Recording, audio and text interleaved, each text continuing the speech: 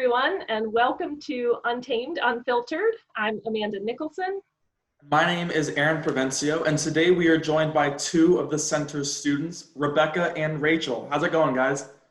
Hi, everyone.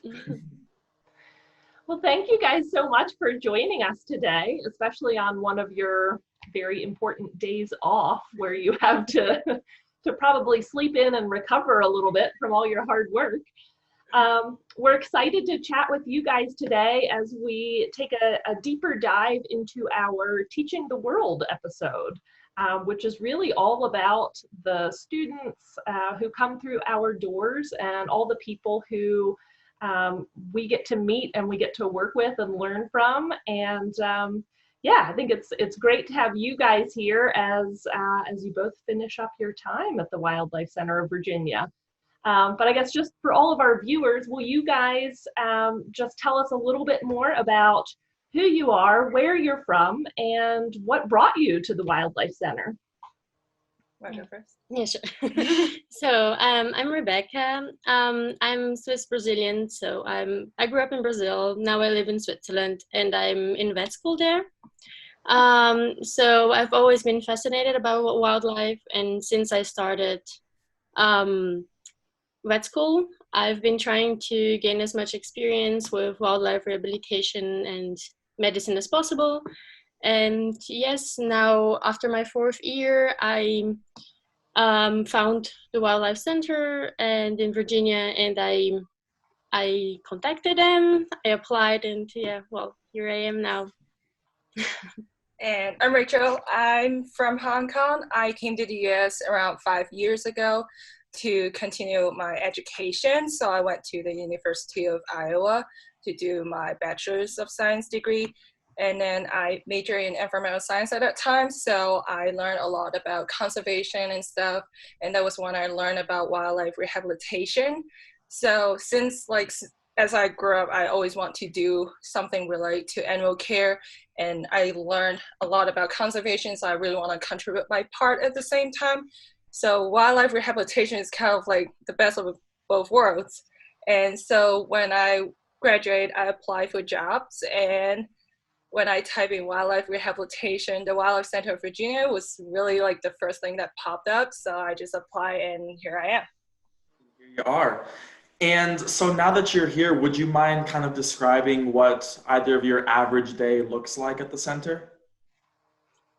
So at the vet externship, we start our days with, let's see, we arrive, we set up the clinic up, so we turn on, radiology, we organize everything we need.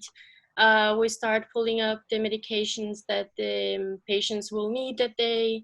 Then we start with AM treatments, so morning treatments, that is wound care, bandage changing, physical therapy, all of this kind of stuff. Then at 12, we have our rounds. That means we sit together and we talk about all the patients, so everyone has an idea what's going on the rehab side, on the vet side.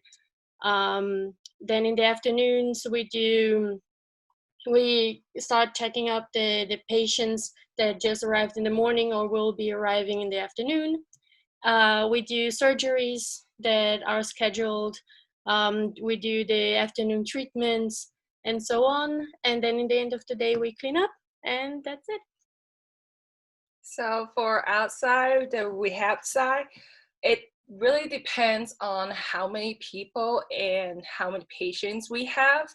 So it usually we'll be assigned to certain tasks where there will be meal making. So we'll be preparing food for all of the patients at the center, or we'll be assigned to like reptile care, raptor care, mammals, songbirds, or baby birds. And then there's like a bunch of other tasks or random maintenance care that we need to help with.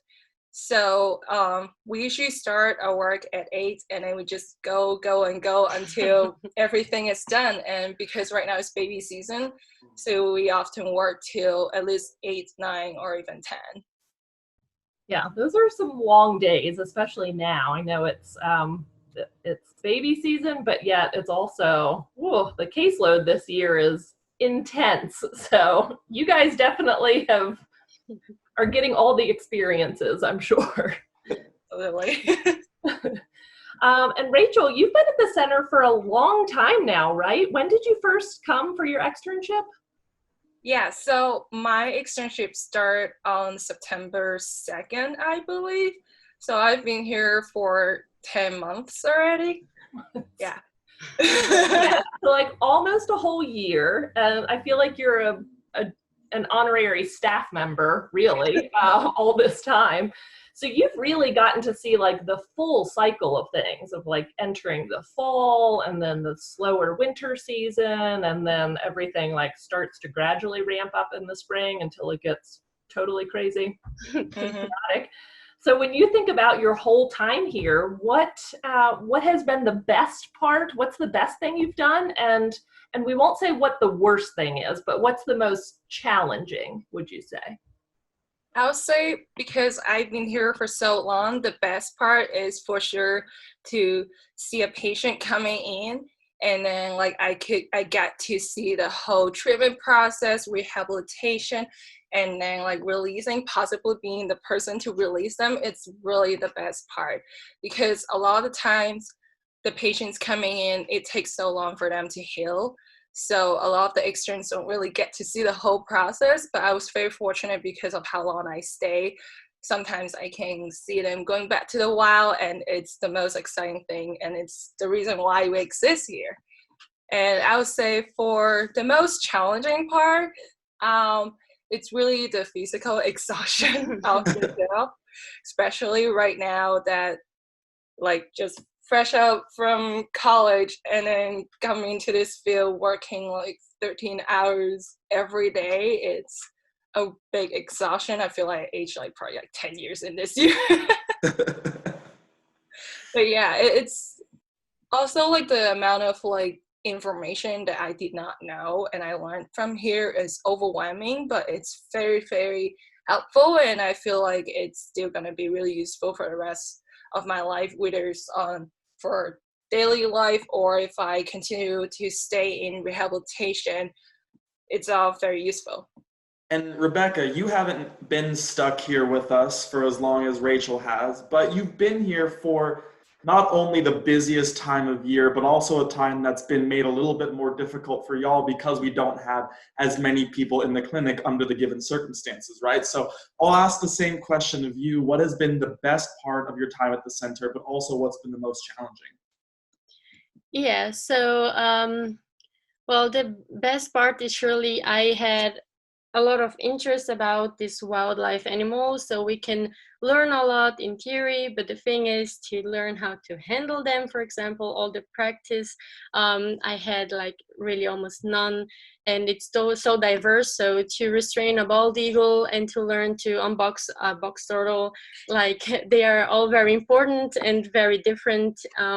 So I got to do that a lot because the staff was not like the full staff, so I had to do so much more than I maybe could have done if everyone was here.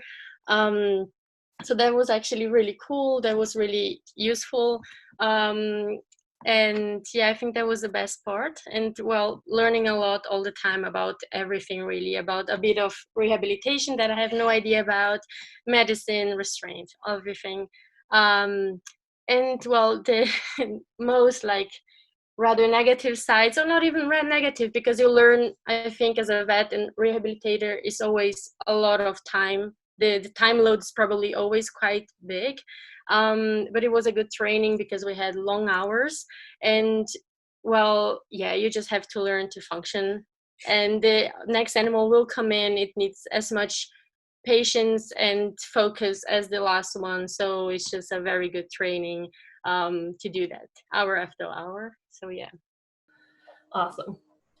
Well, I'm sure you guys have, when you were looking at getting more experience in the wildlife medicine or wildlife rehabilitation field, I'm sure there are a variety of facilities out there, maybe not a ton to choose from, but probably different options, maybe even some closer to your respective homes.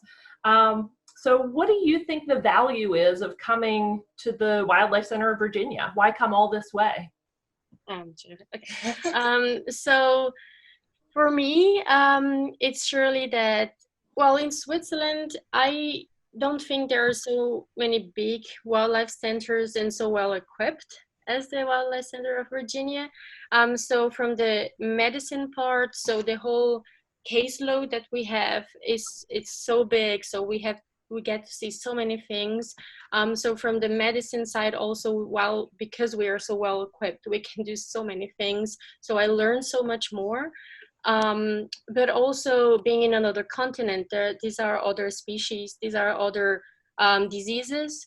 Also, it's very interesting to see in different countries how the public kind of relates to wildlife, how they react to different problems, and how also we react to wildlife conservation, and how the ways we deal with wildlife preservation in a way. And that's something that fascinates me. Yeah, and I honestly did not learn about wildlife rehabilitation until I was in college taking classes about conservation, and that was the first time I learned about the whole thing. Because honestly, wildlife rehabilitation is kind of not really a thing in Hong Kong because of how urbanized we are, and most people, I would say, have kind of a different field of wildlife. Like we don't, I guess it depends on what group of people you meet, but most people don't really stress as much about conservation or nature or stuff. Like the most we talk about maybe recycling or stuff like that. But then when it comes to like direct impact of human on wildlife, it's really not a well discussed topic. So coming here, it's a really good first exposure to like how wildlife rehabilitation would happen. And because like I did my college here, I learned a lot about the ecology here and the whole ecosystem, species ID, all those stuff. It's all starting in college, so like when I go back home, it's gonna be a whole different world that that I probably have to relearn again. And I do really hope that I can bring the message of how important it is to conserve our wildlife back at home as well. Yeah, it's interesting. I think one of the cool things about having people from kind of all across the world being able to come and interact in the center is, like you were saying, Rachel, you get to kind of see the differences in the ethic. And Rebecca, I'm curious because you kind of mentioned it, but what differences do you note between here in the US and then back home? Well, it depends what back home is. That's always an issue with me. So first, Brazil. Well, I think it's well known we have so much nature, but I think it's also known that we do not always take care so much of it.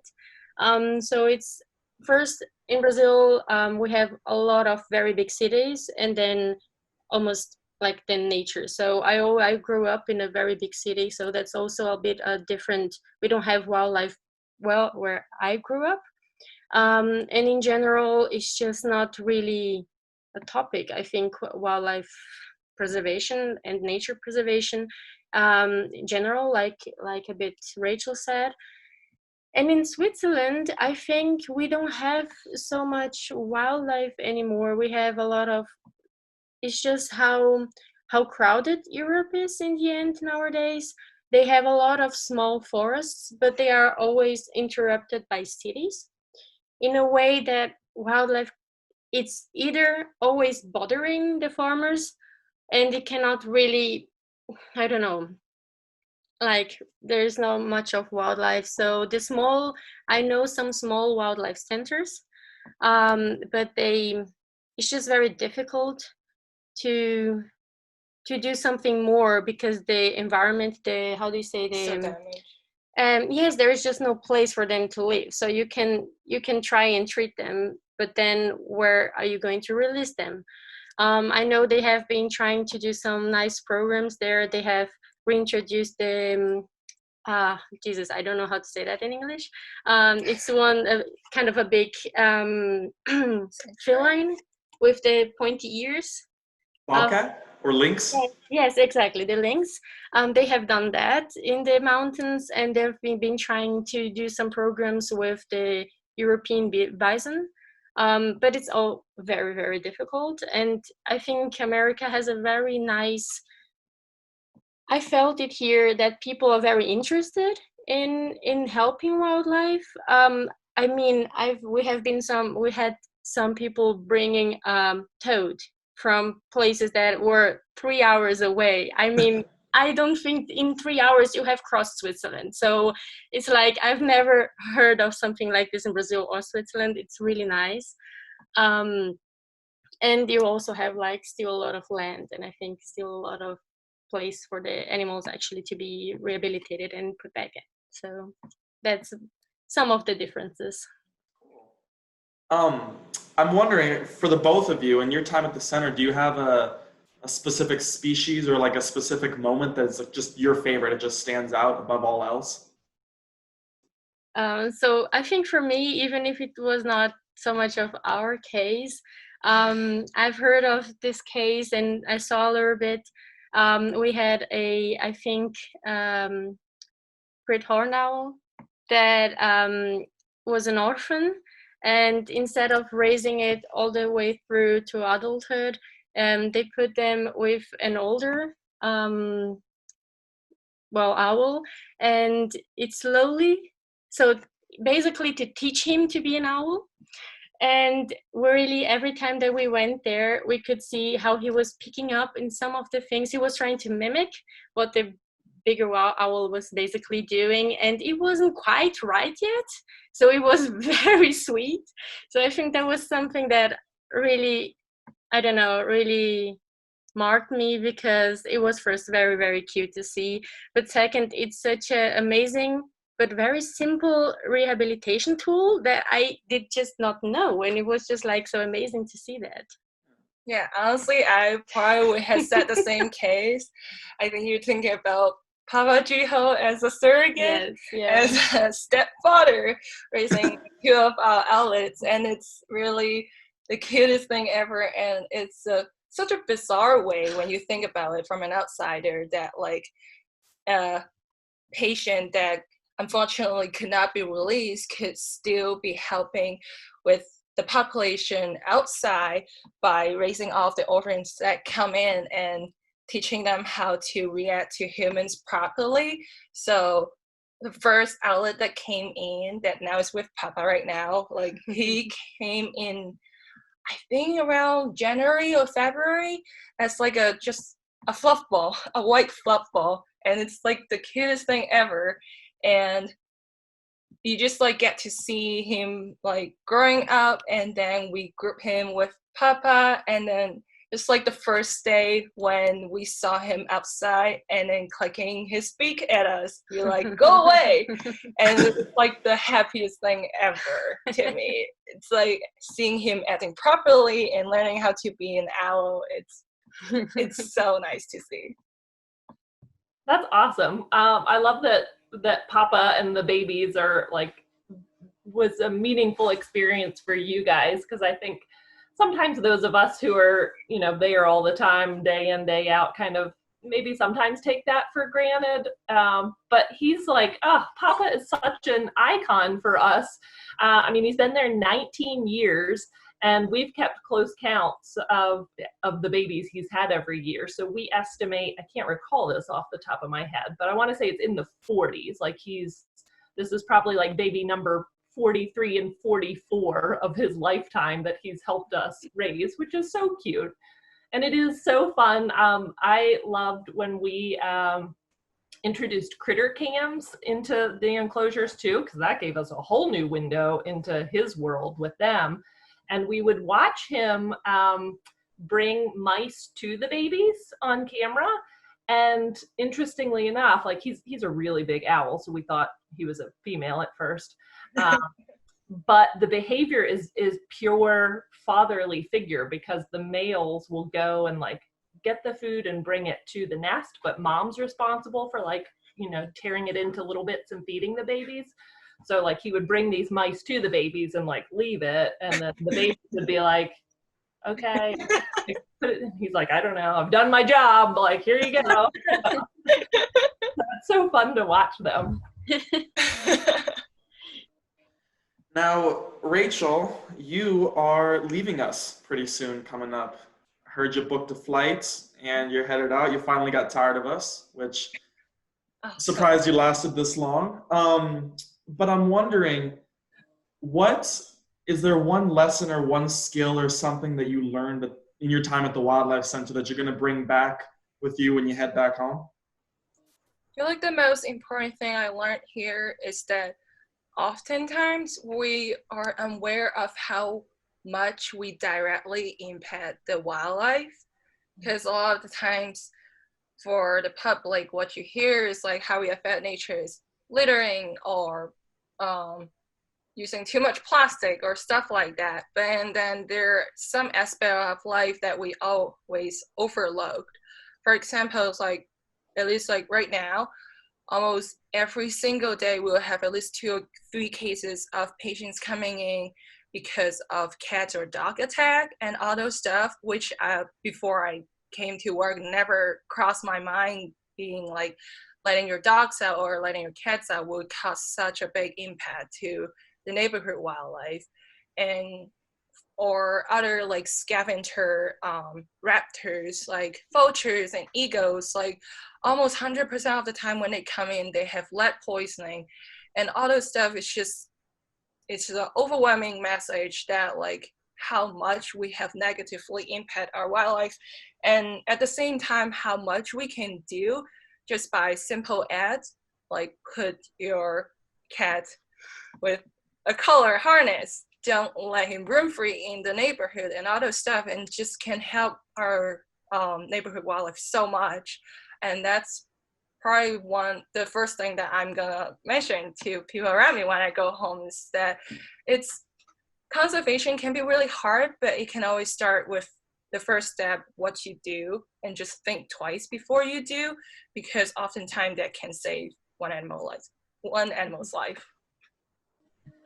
I'm curious to know if both of you if you could give like one piece of advice to future students coming in, like how to be a successful student or make the most of your externship, what would you say?